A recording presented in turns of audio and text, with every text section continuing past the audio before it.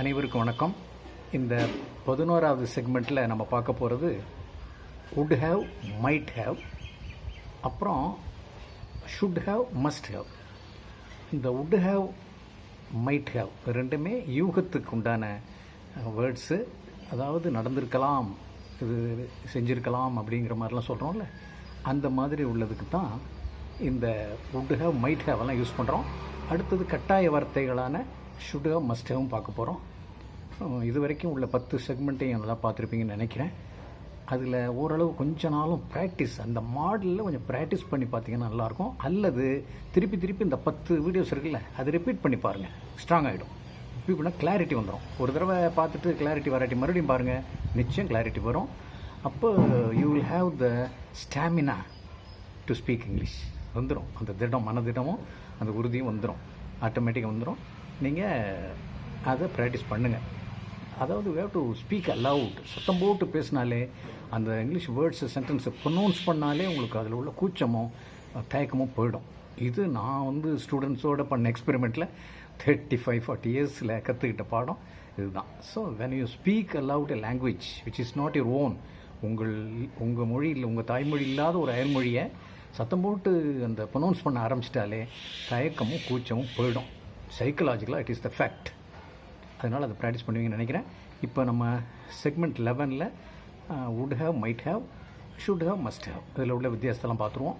அது கிளியர் ஆகிடும் உங்களுக்கு. இதெல்லாம் அடிக்கடி நீங்கள் ரிட்டன்லேயோ அல்லது ஸ்போக்கன் இங்கிலீஷில் நிறையா நீங்கள் யூஸ் பண்ணுற மாதிரி இருக்கும். ஸ்போக்கன் இங்கிலீஷில் இந்த 4 வேர்ட்ஸையும் யூஸ் பண்ணுற மாதிரி உள்ள சென்டென்ஸும் நிறைய இருக்குது. நிறைய அன்றாடம் நம்ம சொல்லிகிட்டு இருக்கோம், அதை தான் போட்டிருக்கோம். அதுக்கு எக்ஸ்கியூஸ் டென்ஸ்னு ஒரு பேர் கொடுத்துருக்கேன். இந்த ஃபஸ்ட்டு இது இருக்குல்ல, would have, might have, அதுக்கு எக்ஸ்கியூஸ் டென்ஸ் அப்படின்னு அது கொடுத்துருக்கோம். அதுக்காக தான். சரி, இப்போ அந்த 4 வேர்டு சென்டென்ஸுக்கும் போய்டுவோம். இப்போ segment 11ல் would have, might have இது ரெண்டையும் பார்ப்போம். would have நடந்திருக்கும், இருந்திருக்கும்ங்கிற அர்த்தம் உள்ளது. might haveங்கிறது நடந்திருக்கலாம், இருந்திருக்கலாம். ரெண்டு கிட்டத்தட்ட ஒன்று மாதிரி இருந்தால் கூட கொஞ்சம் இது வாய்ப்பு அதிகம். would haveன்னு சொன்னால், might haveன்னு சொன்னால் வாய்ப்பு கம்மி. சரி, இது நடந்திருக்கும், இருந்திருக்கும். மைட் ஹேவ்ங்கிறது நடந்திருக்கலாம், இருந்திருக்கலாம். சரி, ஃபஸ்ட்டு எக்ஸாம்பிள் பார்ப்போம். I would have won the match if I had practised well. நான் நல்லா ப்ராக்டிஸ் பண்ணியிருந்தா மேட்சில் ஜெயிச்சிருப்பேன். I would have won the match if I had practised well. புரியுதாப்பா? சரி, I would have won the match,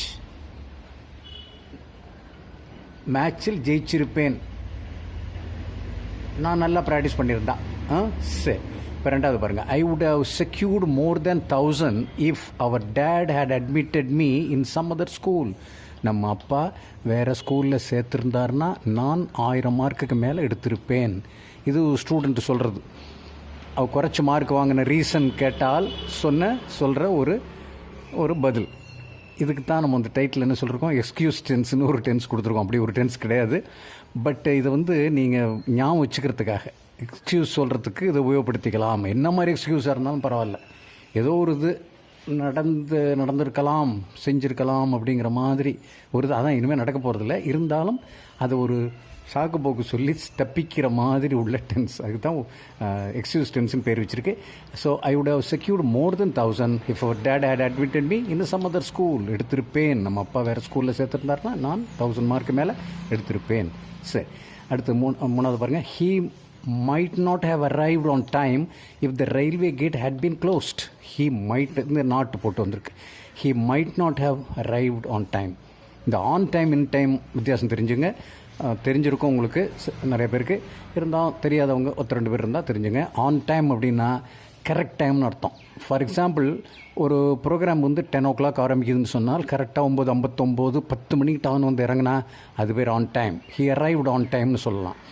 அதே நேரத்தில் 10 மணிக்கு ப்ரோக்ராம்னா 9:30 9:45 9:30 வந்துட்டால் அது இன் டைம், வித்தின் த டைம்னு அர்த்தம். அந்த நேரத்துக்குள்ளேயே வந்துடுறது, கரெக்டாக அந்த நேரத்துக்கு வர்றது ஆன் டைம். சரி, he might not arrive on time. ஒரு ஃபங்க்ஷனுக்கு வர்றாரு, டயத்துக்கு இறங்கிட்டார். நல்ல வேளை கேட்டு மூடல, ரயில் கேட்டு, அதனால் டிராஃபிக்கில் ப்ராப்ளம்லாம் சேர்ந்துட்டார் காரில் அப்படின்னு சொல்கிறோம். So he might not have arrived on time if the railway gate had been closed. Railway gate மூடி இருந்ததுன்னா அவர் சரியான நேரத்துக்கு வந்திருக்க வாய்ப்பில்லை. நல்ல கவனிங்க, வாய்ப்பில்லைன்னு ஏன் போட்டோம்? ஏன் அவர் வந்திருக்க முடியாது அப்படிங்கிற வார்த்தையை போட்டிருக்க முடியாது, வந்திருக்க முடியாதுன்னு போடலாம். ஆனால் would haveக்கும் might haveக்கும் வித்தியாசப்படுத்தணும். நம்ம அந்த would have போட்டிருந்தா வந்திருக்க முடியாது அப்படின்னா வந்திருக்கும். இந்த எடுத்திருப்பேன் ஜெயிச்சிருப்பேங்கிற மாதிரி இங்கே வந்திருக்க முடியாதுன்னு போட்டு ஈஸியாக போயிடலாம். பட் might haveக்கும் would haveக்கும் உள்ள வித்தியாசத்தை காட்டணுங்கிறதுக்காக இப்போ வாய்ப்பில்லைங்கிற வார்த்தையை சேர்த்துருக்கோம். அதனால் கரெக்டு ட்ரான்ஸ்லேஷன் அப்படின்னு நினைக்கிறேன்.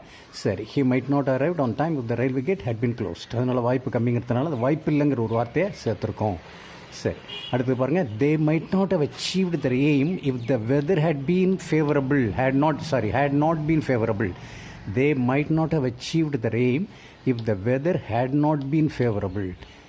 அப்போ இங்கேயும் இந்த might not have achieved வந்திருக்கு. வானிலை சாதகமாக இல்லைன்னா அவங்க குறிக்கோளை அடைந்திருக்க வாய்ப்பில்லை. சரி, அப்போ குறிக்கோள் என்ன? அந்த மேட்ச்லேயோ இதுலேயோ வின் பண்ணுறது தான் அவங்க எய்ம். ஒருவேளை மழை வந்திருந்துன்னு வச்சுக்கோங்க, மழை வந்திருந்துன்னா நிச்சயம் அந்த மேட்ச் கேன்சல் ஆகிருக்கும். அல்லது அவங்க சும்மா தூரல், கொஞ்சம் மழை தான் பரவாயில்ல, தூரல் தான் போட்டிருக்கு, கொஞ்சம் காஞ்சோனம் விளையாடலான்னு சொல்லி அந்த கேமை இது பண்ணாங்கன்னா, சஸ்டெயின் பண்ணாங்கன்னா என்ன ஆகிருக்கும்? தோத்தாலும் தோற்றுருப்பாங்க. அப்போ அதனால தான் they might not have achieved their aim if the weather had not been favorable. வானிலை சாதகமாக இல்லைன்னா அவங்க குறிக்கோளை அடைந்திருக்க வாய்ப்பில்லை. மறுபடியும் அந்த might not haveக்கு இந்த வாய்ப்பில்லைன்னு போட்டிருக்கோம். அடைந்திருக்க முடியாதுங்கிறதுக்கு பதிலாக வாய்ப்பில்லைன்னு போட்டிருக்கோம். என்ன காரணம்? இந்த மைட்டுக்கு மீனிங் கொடுக்கணும். உட்டுக்கும் மைட்டுக்கும் உள்ள வித்தியாசத்தை காட்டணுங்கிறதுக்காக இப்படி பண்ணிருக்கு. அடுத்து பாருங்கள், I might have reached Chennai by this time if you had not stopped me. நீ தடுத்திருக்காட்டி இந்நேரம் நான் சென்னை போய் சேர்ந்துருக்க வாய்ப்பு உண்டு. ஐ might have reached சென்னை, நான் இந்நேரம் போய் சேர்ந்துருப்பேன் சென்னைக்கு, நீ தடுத்திருக்காட்டி அப்படிங்கிறது தான் அர்த்தம். மைட்டுங்க இது கொடுக்கறதுக்காக, அதோட அர்த்தத்தை ஃபுல்லாக கொடுக்கறதுக்காக தான் நம்ம வாய்ப்பு உண்டுங்கிற வார்த்தை. I might have reached Chennai by this time. By this டைம்ங்கிறது இந்நேரம் நான் மெட்ராஸ் போய் சேர்ந்துருப்பேன், நீ போய் தடுத்துவிட்ட. If you had not stopped me, இந்த ஹேட் பார்த்துங்க, ஹேட் எப்படி போட்டிருக்கு தெரியுதா? ரெண்டு விஷயம் ஒன்றன் பின் ஒன்றாக பாஸ்டில் நடந்தால், அடுத்தடுத்து ரெண்டு நிகழ்வுகள் கடந்த காலத்தில் நிகழ்ந்திருந்தால் அந்த ஃபஸ்ட்டு நிகழ்வுக்கு ஹேட் போடுறோம். தடுத்தது முதல் காரியம், ரெண்டாவது போய் சேர்றது. அதனால் அந்த ஹேட் பார்த்துக்கிட்டிங்களா, பாஸ்ட் பர்ஃபெக்ட் டென்ஸ். ஹேட் எங்கே போடணும்? ரெண்டு விஷயங்கள் அடுத்தடுத்து நடந்தால் முதல் விஷயத்துக்கு ஹேட் போடணும்.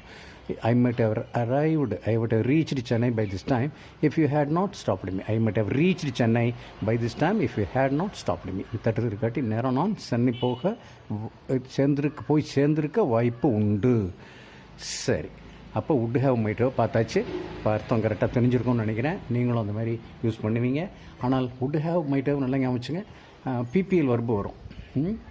have இந்த பெர்ஃபெக்ட் வேர்டு வந்தாலே மூணாவது ஃபார்ம் இருக்குல்ல, give, gave, given, write, wrote, written, அந்த ரிட்டன் இருக்குல்ல, அந்த மூணாவது ஃபார்ம் தான் எங்கே பார்த்தாலும் வரும். இப்போ ஃபார் எக்ஸாம்பிள் வின் வின் பண்ணுறது, அதுக்கு பாஸ்ட் பார்ட்டிசிபிள். பாஸ்ட்டும் தான் பாஸ்ட் பார்ட்டிசிபிளாக தான். அதே மாதிரி அடுத்தது பாருங்க, ஐ might have secured, பாஸ்ட்டும் தான் பாஸ்ட் பார்ட்டிசிபிளாக தான், செக்யூர்டு. அதே மாதிரி அரைவ்டு பாஸ்ட்டும் தான் பாஸ்ட் பார்ட்டிசிபிளாக தான். அதே மாதிரி அச்சீவ்டு பாருங்கள், அச்சீவ்டு. அப்போ அச்சீவ்டும் பாஸ்ட் பார்ட்டிசிபிள்ங்கிறது மூணாவது ஃபார்ம் இந்த வர்பில். அதேமாரி ரீச்ட் பார்த்துங்க. சரி, அதேமாரி ஸ்டாப். அப்போ would have might have பார்த்தாச்சு. அடுத்தது should have must have போவோம். செக்மெண்ட் 11ல் should have must have பார்ப்போம். நடந்திருக்க வேண்டும், இருந்திருக்க வேண்டும்னு அர்த்தம் வரும். எதுக்கு? should haveக்கு. ஆனால் must haveக்கு நடந்தே இருக்க வேண்டும், இருந்தே இருக்க வேண்டும், ரொம்ப கட்டாயம்.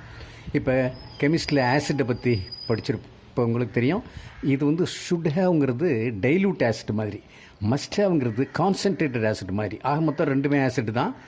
ஆனால் இது கொஞ்சம் காரம் அதிகம், இது காரம் குறைச்ச. ஷுட் ஹேவ்ங்கிறது காரம் குறைச்ச, மஸ்ட் ஹேவ்ங்கிறது காரம் அதிகம். கட்டாயம் இது கொஞ்சம் கட்டாயம், இது ரொம்ப ரொம்ப கட்டாயம். இதுதான் ரெண்டுக்கும் உள்ள வித்தியாசம்.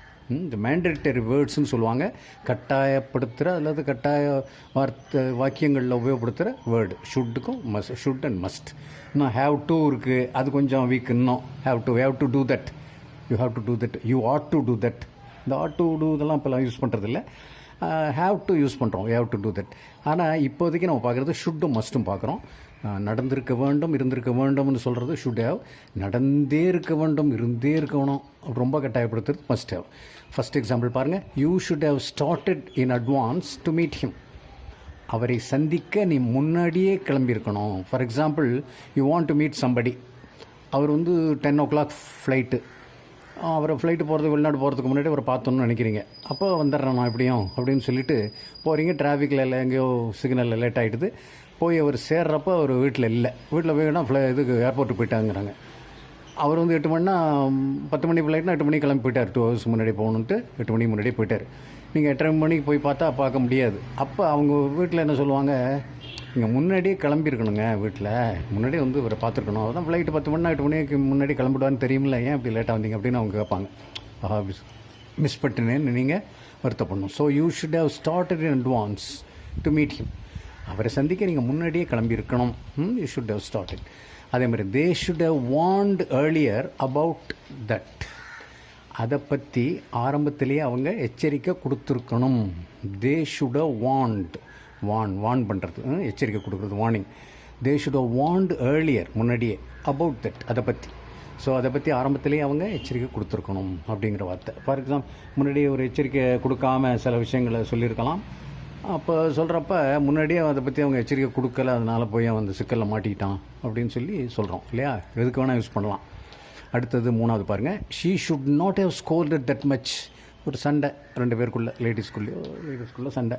அப்படி வர்றப்ப கொஞ்சம் ஒரு லேடி ரொம்ப அதிகமாகவே திட்டிவிட்டு, அப்படி திட்டுறப்ப என்ன சொல்கிறோம், அந்த பார்க்குறவங்க என்ன சொல்லுவாங்க, பதிலுக்கு பதில் அவங்க திட்டாங்க சரி, ஆனால் அந்த அம்மா ரொம்ப திட்டிவிட்டுப்பா அப்படின்னு சொல்லி கமெண்ட் கொடுப்பாங்க. She should not have scolded that much. Scold, திட்டுறது.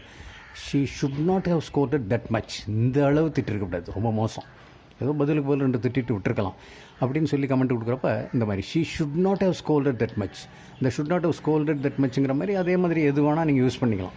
ஷுட் நாட் ஹவ் போட்டு ஏதோ ஒரு வர்பு என்ன தேவையோ அதை போட்டு வச்சுட்டிங்கன்னா கரெக்டாக. அந்த அளவுக்கு தட் மச்னு என்ன அர்த்தம், அந்த அளவு திட்டிருக்கக்கூடாது. அடுத்தது பாருங்கள். Her parents must not have disturbed in her choice of study. படிப்பை தேர்ந்தெடுக்கிறதுல அவளை பெற்றோர்கள் தொந்தரவு பண்ணியிருக்கவே கூடாது. பார்த்துங்க, மஸ்ட்டு. இந்த மஸ்ட்டுக்கு வந்துட்டோம். இப்போ மஸ்ட்டுக்கு உள்ளது ஷுட்டுக்கு மஸ்ட்டுக்கு உள்ள வித்தியாசத்தை காட்டுறோம். இந்த வேங்கிற வேர்டு தெரியுதா. படிப்பை தேர்ந்தெடுக்கிறதுல அவளை பெற்றோர்கள் தொந்தரவு பண்ணியிருக்கவே கூடாது, தப்பு. இப்போ ஃபார் எக்ஸாம்பிள், ஒரு கேர்ள் நான் அந்த கோர்ஸ் தான் படிப்பேன் அப்படின்னு சொல்லிகிட்டு இருக்கு, அவங்க ஃப்ரெண்டுக்கிட்டையும் சொல்லிகிட்டு இருக்கு, அது அவங்க பேரண்ட்ஸ்லையும் சொல்லியிருக்கு. இருந்தாலும் இல்லை அதுக்கு ஸ்கோப் இல்லை, நீ தான் படிக்கணும்னு பேரண்ட்ஸ் சில பேர் கட்டாயப்படுத்தி படிக்க வைப்பாங்க. அதில் அந்த பொண்ணு பேரண்ட்ஸ் கட்டாயப்படுத்தி என்ன கோர்ஸில் படிக்க சொல்கிறாங்களோ அதில் போய் படிச்சுட்டு அது சரியாக மார்க் வாங்காமல் அப்போ திட்டிட்டு கிடப்பாங்க.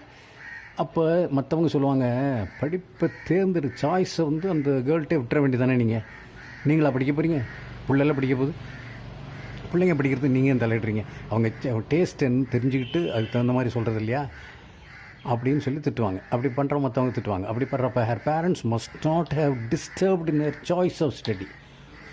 படிப்பை தேர்ந்தெடுக்கிறதுல அவளை பெற்றோர்கள் தொந்தரவு பண்ணியிருக்கவே கூடாது. இந்த வேங்கிறது எதுக்காக இருக்கோம்னா ஷுட்டுக்கும் மஸ்ட்டுக்கும் உள்ள வித்தியாசத்தை காட்டுறதுக்காக, ரொம்ப கட்டாயம். சரி, அடுத்தது பாருங்கள். He must not have apologised for the mistake of others. மற்றவங்க தப்புக்காக இவர் மன்னிப்பு கேட்டிருக்கவே கூடாது. ஏன்னா கேட்டிருப்பார் போல் இருக்கு, ஏதோ அவங்க வேறு யாரோ தப்பு பண்ணிருக்காங்க, அவங்க ஃப்ரெண்ட்ஸோ ரிலேட்டிவ்ஸோ தப்பு பண்ணிட்டாங்க, இவர் ஏதோ பெருந்தன்மையாக இல்லைங்க அவங்களுக்கு பதிலாக நானே மன்னிப்பு கேட்டுக்கிறேன் அப்படின்னு சொல்லியிருக்கலாம். அப்போ கமெண்ட் கொடுக்குறவங்க மற்றவங்க பார்க்குறவங்கன்னு சொல்லுவாங்க, மற்றவங்க தப்புக்காக இவரையே மன்னிப்பு கேட்குறாரு. He must not have apologised. அப்பாலஜிங்கிறதுக்கு verb. He must not have apologised for the mistake of others. அடுத்தது லாஸ்ட் சென்டென்ஸ் பாருங்கள். They must have stopped him in the beginning itself. ஆரம்பத்திலேயே அவங்க தடுத்தே இருந்திருக்கணும். ஃபார் எக்ஸாம்பிள், சில யங்ஸ்டர்ஸ் அந்த liquor இதுக்கு அடிக்ட் ஆகி இதாகிடுவாங்க. அப்படி இருக்கப்போ சில பேர் ரிலேட்டிவ்ஸோ மற்றவங்க ஃப்ரெண்ட்ஸு மற்றவங்க சொல்லுவாங்க, ஆரம்பத்திலே அவனை தடுத்துருக்கணுங்க, சும்மா அவனை விஷயத்துக்கு போவிட்டு இப்போ லிக்கரில் போய் அடிக்ட் ஆகிட்டான், இப்போ போய் கோச்சிட்டு என்ன பண்ணுறது அப்படின்னு. ஆக எதுவாக இருந்தாலும் அது இதுன்னு இல்லை, மற்ற எந்த விஷயமா இருந்தாலும் ஆரம்பத்திலே இது கொஞ்சம் இதான விஷயந்தான், நல்ல விஷயம் இல்லை, கொஞ்சம் கெட்ட விஷயத்துக்கு முன்னாடியே சொல்லுவோம். நம்ம ஆரம்பத்திலே கிள்ளியிருக்கணும், முளையிலேயே கிள்ளியிருக்கணும்பாங்க. இவ்வளோ விஷயம் முத்தை விட்டுட்டு இப்போ போய் இது பண்ணிட்டு என்ன பண்ணுறது.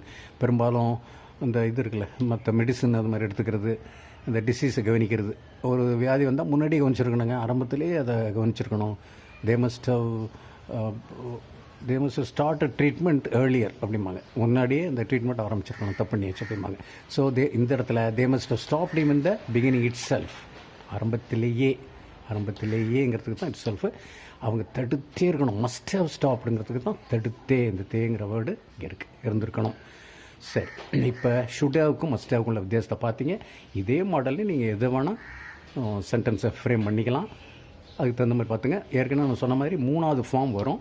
Started, scolded, disturbed, apologised, stop. இந்த மாதிரி 3வது ஃபார்ம் வரும். அது மாதிரி யூஸ் பண்ணி ஷுட் ஹேவ் மஸ்ட் ஹேவை யூஸ் பண்ணுங்கள். இப்போ செக்மெண்ட் 11 முடிச்சிட்டோம். இதில் 4 இதையும் பார்த்தீங்க, ஒரு கிளாரிட்டி கிடச்சிருக்கோன்னு நினைக்கிறேன். அதனால் நெக்ஸ்ட்டு இதில் செக்மெண்ட் 12ல் இன்னொரு இன்ட்ரெஸ்டிங் டாப்பிக்கோடு மீட் பண்ணுவோம். Until then, good bye.